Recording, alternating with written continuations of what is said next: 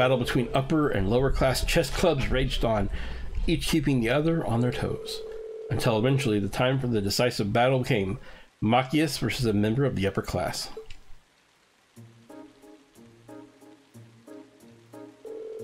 Take your seat, it's time to settle this. Or are you so terrified by your impending defeat that you can't move? How dare you? Patience, Machias, patience. Your opponent should be arriving any minute now. Huh? What's that supposed to mean? Allow me to intrude.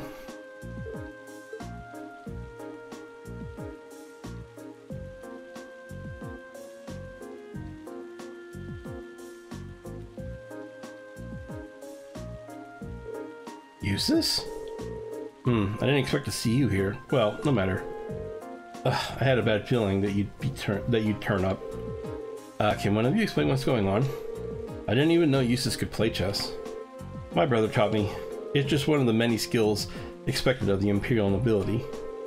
He may not be a member of the chess club, but he's easily one of the best players among the upper class students. He was kind enough to accept our proposition in order to settle things with you once and for all. That's just plain underhanded. Fair enough. I know you played chess, so I can't exactly complain. Besides, this is a chance to settle things between us, fair and square. Very well. Hopefully, your attempts to claw your way to victory will amuse me. Bring it, Alvaria. Come at me, Regnitz. And thus, the curtain was raised on the final battle. Eustace calmly countered all of Machia's passion-driven moves. Damn it. This doesn't look good. Now do you see? This is the difference between the lower and upper classes. That's remarkably conceited for someone who had to get an outsider to fight in their place. Is this it? Am I going to lose? Don't give in, Machias. You may have practiced for weeks on end, but all that training is worthless if you can't make use of it when it counts. It seems I was mistaken. You're further beneath me than I ever thought. What did you just say? I see what you're doing here, Eustace. Machias, sit back and calm down. You've been getting careless and making lots of risky moves. If you can get focused and play like you usually do, I know you can win. You've been practicing every day for this, haven't you? It's just like swordsmanship. Hard work and patience will never let you down. You can do this, just believe in yourself. Green. Just believe in myself and play like I always do. Right. Hey, don't speak to the players during a match. Let them be. Hurry and make your next move. I'll do just that. Good luck, Machias. Having regained his composure, Machias deftly evaded every one of Eustace's attempts to finish him off, all the while searching for a path that would lead him to victory. And thus, after many turns of strategic offense and defense, one of those paths finally showed him the way. Checkmate. He did it. He won. Inconceivable. How could he have come back from such a one-sided match? He cheated. That's the only explanation. Fool, do you genuinely believe that one can cheat their way to victory in chess? That would explain why you couldn't sort your issues out on your own. Eustace left his chair with a solemn look on his face. Are you leaving? I've done what I said I would. Sort the rest out yourselves.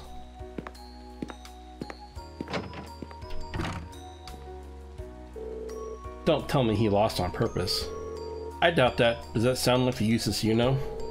You practiced non-stop in preparation for this, so the match was decided the moment you were able to make use of it. So you're saying that our love for chess is what guided us to victory? You two. You may be right. Indeed, we seem to have forgotten the simple joy of playing chess. As promised, the upper class chess club is hereby permanently closed. No one wants you to do that. All I want is a place where we could all play chess and have fun together. We're all part of the chess club, aren't we? There shouldn't be any upper or lowers about it. Even. We owe you our gratitude. Well, it looks like everything's settled here for now. Good job there, Machias. Thanks, Reen. This is the one time I feel like I should be thanking him, too.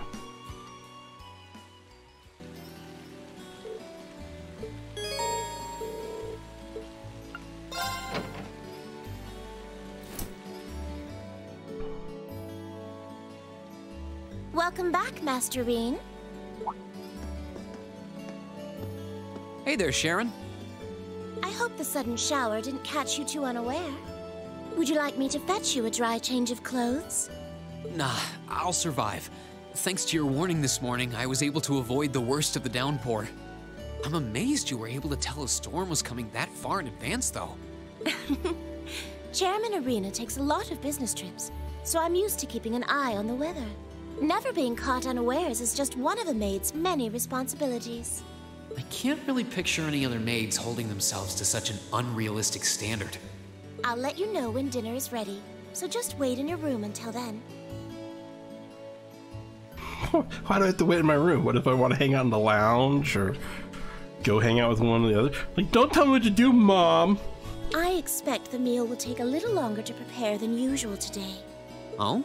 How come? Well, with 2 new residents in the dormitory, I thought I might make tonight's dinner a little fancier than usual. A welcoming feast of sorts for them. Really? That sounds like a great idea. I'm looking forward to it already.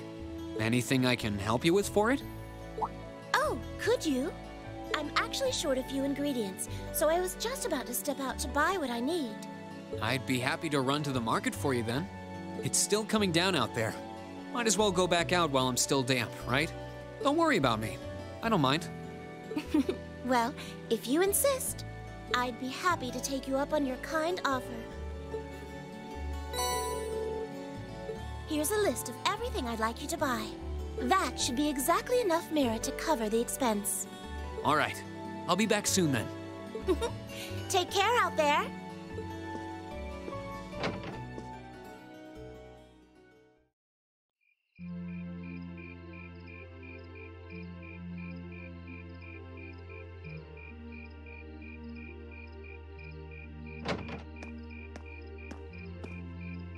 Looks like the rain must have stopped while I was inside.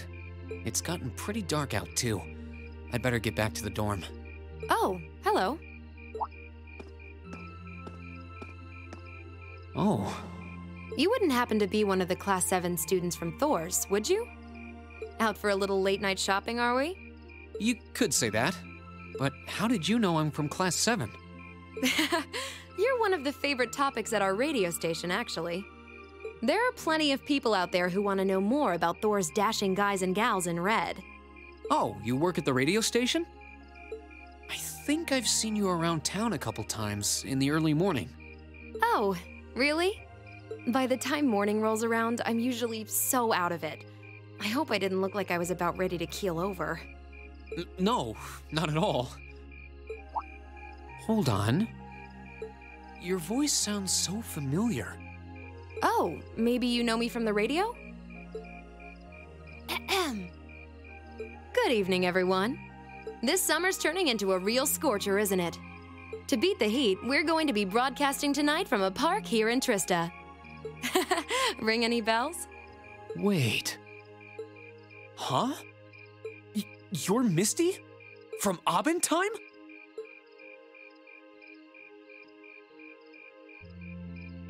Bingo.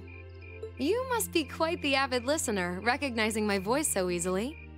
Glad to know I've got a faithful fan out there. Wow. I never figured I'd meet Misty herself, especially like this. I always make sure to catch Abendheim. It helps me relax while I'm studying. Thanks. But it sure is serendipitous, you know? Having a chance encounter like this, just after the rain's eased up. Ooh, maybe I should mention this on tonight's show. I'm not sure that I really constitute a noteworthy topic for a radio broadcast. It's kind of weird. I only know her from Abendheim, but she seems just as friendly face to face. Is something the matter? You're staring at me so intently, I feel a little embarrassed. Well, forgive me if this sounds a little odd, but this isn't actually our first meeting, is it? If I'm not mistaken, we met once before. In a hotel in Heimdall.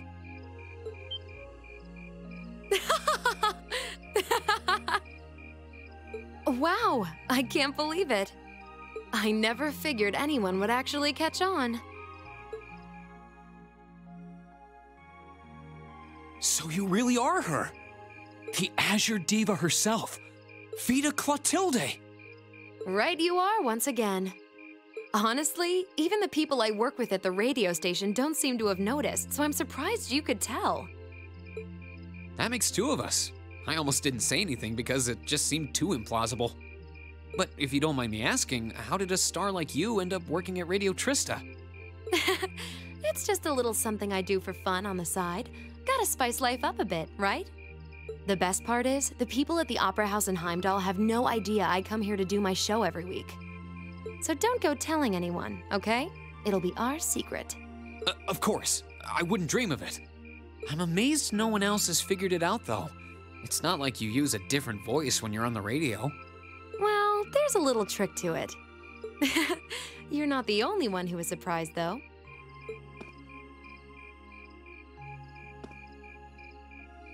Huh?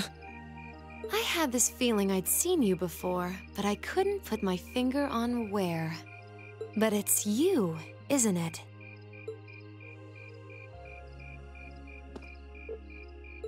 Anyway, I have to get over to the studio now. Oh, and be sure to tune in to tonight's Aubin Time. It'll be a fun one, promise. Wouldn't miss it. And give my regards to those two, would you?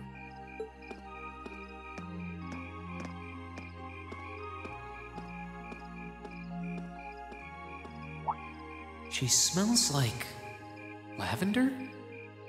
The fragrance really suits her. So Vita Clotilde herself has been hosting a radio show in Trista. Even if I told them, I don't think they'd believe me.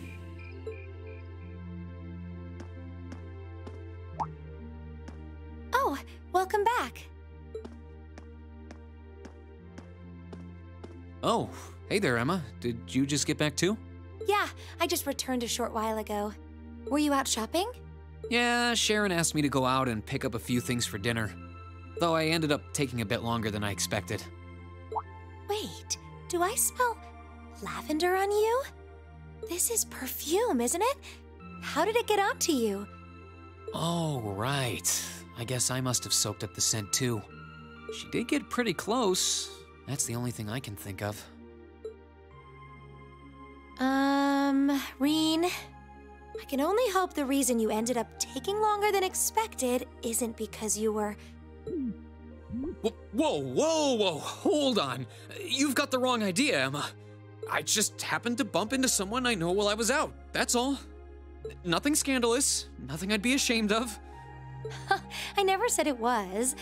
Though you do seem strangely defensive for a man who has nothing to hide. Huh. I wonder what would happen if Elise and the other girls were to catch wind of this. I swear, I just ran into someone I know after I left the store. Nothing happened. You just like raking me over the coals, don't you?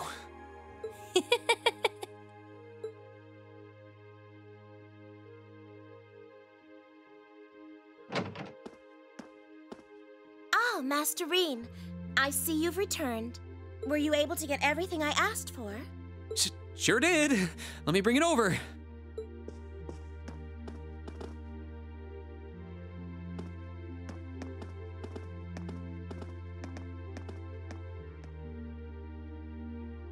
Lavender. Huh. No, that's impossible.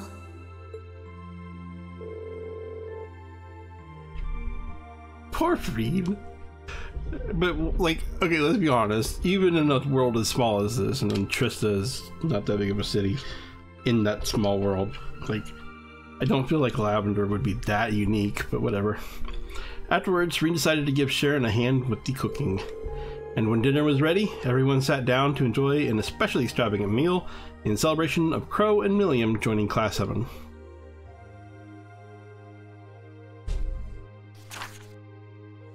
Breaking news, terrorist attack follow-up. A representative for the Imperial family has spoken regarding the aftermath of the terrorist attack, which took place in Heimdall recently. The spokesman confirmed that Princess Alpin, who was placed in the greatest danger on that day, had sustained no serious injuries and was able to return to school as usual. I don't feel like any of the rest of this is that important. So, the West Emuria Trade Conference is just over a week away now. A building that tall is exactly what you'd expect from an economic powerhouse like Crossbell 2. It's a big world out there. Still, we've got Milliam and Crow as classmates now. Who would have seen that coming? Crow opened up to us right from the start. Though I guess that's just Crow for you. And Milliam's become way more attached to us than I thought she would too. They were both able to form combat links with us right from day one.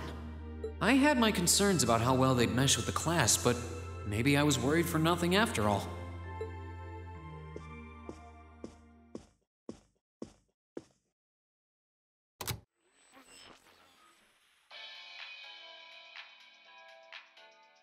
Good evening. I'm your host, Misty. It's August 18th and we're winding down a busy day here at 9 p.m. I'm here to give you all the cool you need to beat this summer heat. Hey, looks like I'm not too late to catch this week's Abend time. Seems like those hot summer days keep coming with no end in sight, doesn't it? But even this heat can't stop the momentum behind the West Emuria Trade Conference being held in Crossbell later this month. Prince Olivert and Chancellor Osborne will be in attendance for this watershed moment in international business. Personally, I'm more interested in the view from the top of that famous new skyscraper the talks are being held in. In some news closer to home, you all have probably noticed the summer showers we're getting here in Trista. The rain's let up for now, but it's managed to push that nasty nighttime humidity right off the charts. It's nights like these I wish I could smuggle an ice-cold beer into the studio. And the director is chilling over there, drink in hand, mocking me. But you know what? Forget that guy. Anyway, for all you students out there, your summer vacation's probably wrapping up, so I hope you made the most of it. Wait, I forgot that summer vacation at the military academy has already come and gone. Whoops. Still, it's never too late to do something bold that'll keep your memories of this summer burning bright. And what about you, Miss Misty? You're probably asking yourselves, well, you might want to sit down for this one. Because fate had a romantic rendezvous in store for yours truly just on the way to the studio today. A tryst with a young man in a park after sunset. Droplets of rain clinging to the grass. I'll treasure the memory forever. Or I would, if I hadn't just made it up on the spot. Chalk it up to a dreamer's poetic license, I guess. Still, maybe one day I'll feel the thrilling rush of a summer love. Gotta keep the fire burning. Wait, is she talking about when I ran into her earlier tonight? She's got quite the playful personality, though somehow that doesn't come as too much of a surprise. It's kind of weird thinking that I just met her on the street a couple hours ago. Anyway, I have to get over to the studio now. Oh, and be sure to tune in to tonight's Abend time. It'll be a fun one, promise. Wouldn't miss it. And give my regards to those two, would you? Those two? I didn't really think about it right then, but who was she talking about?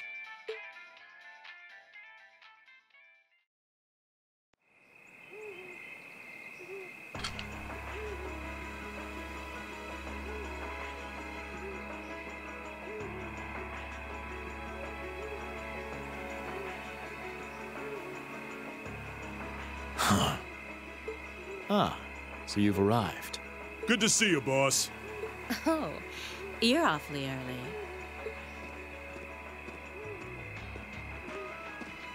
Well met, Comrade V, Comrade S. I see that you've finished all your preparations as well. Smooth as silk. Although you're the one who'll be taking center stage in our next operation, without a doubt. Who'd have thought you'd volunteer to go pound the pavement in Crossbell? The Red Constellation are gonna be there. I still think I'm the prime choice for this one. I disagree. As I can no longer rely on the power of the flute, it makes the most sense for me to go. Especially when you consider the very real possibility that we may have to accept a necessary sacrifice for the greater good. That is the best way for us to achieve what we desire. You're serious? Ugh. You really are too morose for your own good. I could say the same of both of you. Why else would you have willingly plunged yourselves into a struggle like this to begin with? I suppose you're right. You got us there. I see you've all gathered. Comrade C. Fashionably late, but worth the wait. That makes it a full house. I appreciate your gathering, comrades. The wheels have been set in motion. There is no place for hesitation, no time for looking back. We seek only results. I couldn't agree more. No objections here either. It goes without saying. That said, I will ask you but once. Comrade G, are you certain this is the path you would walk? My heart itself beats with the ideals of the Liberation Front. If my life should see its end in Crossbell, so be it. That tyrant must be stopped from creating the vile dystopia he seeks. Dear though the cost may be. If through our efforts we or anyone anywhere succeeds in that aim, we will have our victory. Very well. May the goddess, or perhaps powers less fair, attend you. When this is over and our victory won, let us toast our success together in the Imperial capital. Indeed.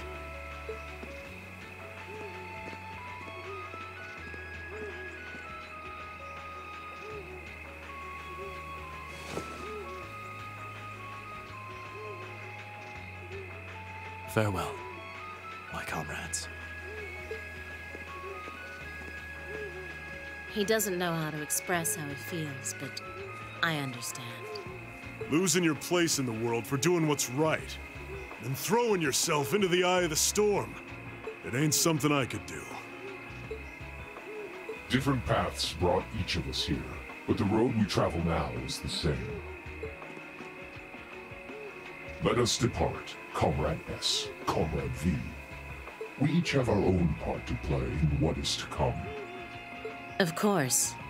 Just leave it to us.